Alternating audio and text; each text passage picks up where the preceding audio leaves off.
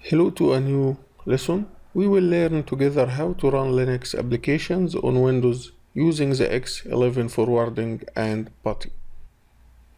Let's first download and install the Xming on Windows.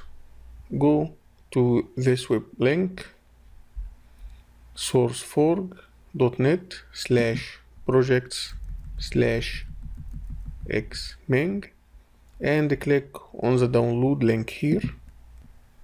Please install the Xming server after downloading the file. I have already installed the Xming on my Windows machine, so I am not going to record the installation process, and don't worry, it's only a few next steps.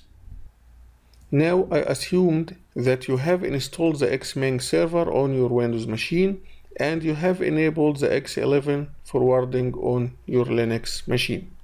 So let's open the PuTTY to enable the x11 forwarding on PuTTY. Okay, I have opened the PuTTY. Click on the plus icon here beside the SSH. Now click x11 and mark the enable x11 forwarding. Okay, now let's click on session to connect to SSH1 machine. If you still remember from the previous lesson, we have enabled x11 forwarding on SSH1 machine.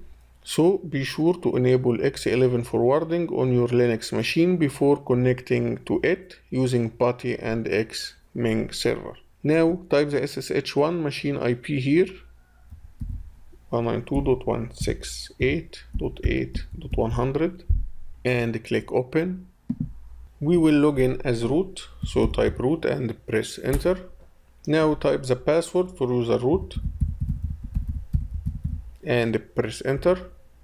As you see, I am logged into SSH1 machine, so let's run Firefox by executing the command Firefox, then the and sign, and press enter.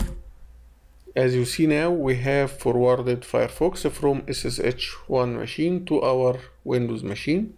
You can run other Linux applications on your Windows machine using the x11 forwarding.